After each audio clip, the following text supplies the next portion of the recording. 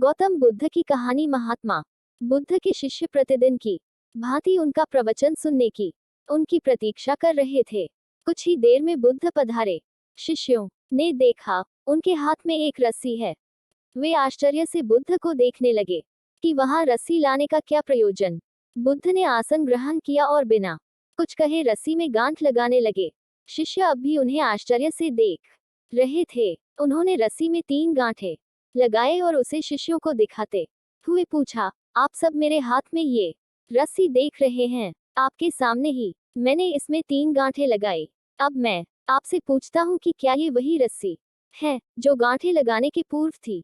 एक शिष्य खड़ा हुआ और बोला, तथागत, मैं इस रस्सी को भिन्न भिन्न दृष्टिकोणों से देखूं तो आपके प्रश्न के भिन्न उत्तर पाता हूँ।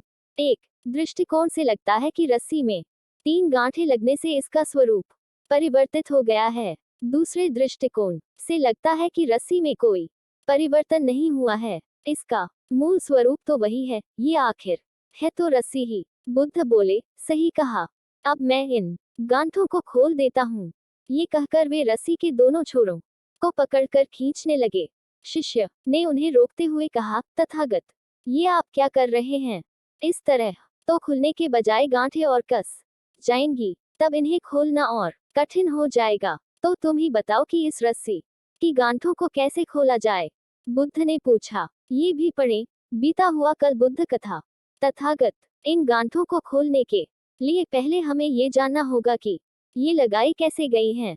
ये जानने के बाद ही इन्हें खोलने का प्रयास करना होगा।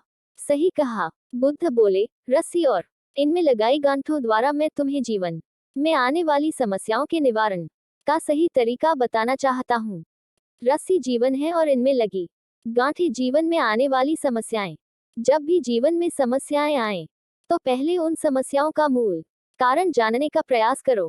कारण जान लेने के बाद ही उनका निदान संभव है। लोग ये जानने का प्रयास ही नहीं करते कि समस्या उत्पन्न कैसे हुई और उसका समाधान खोजने में लग जाते हैं। प्रायः मेरे पास समस्याएं लेकर आने वाले पूछते हैं, मुझे अत्यधिक क्रोध आता है, इसका निदान बताइए। वे कभी जानने का प्रयास ही नहीं करते कि उन्हें क्रोध क्यों आता है। वे अहंकार समाप्त करना चाहते हैं, किंतु कभी ये जानने का प्रयास ही नहीं करते कि उनमें अहंकार उत्पन्न कैसे हुआ। बिना समस्या का मूल जाने उनका निदान संभव नहीं। समस्याओं की जड़ समझ जाओ और उन्हें जड़ से ही समाप्त कर दो।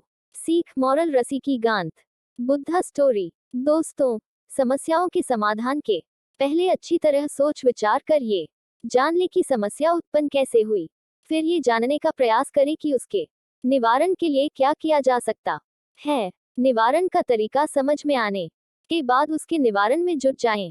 समस्याओं में उलझे नहीं, शांतिपूर्वक विचार कर उन्हें सुलझाएं। राम मिलन कहानी। आर एक अच्छा लगी तो लाइक सब्सक्राइब जरूर करें।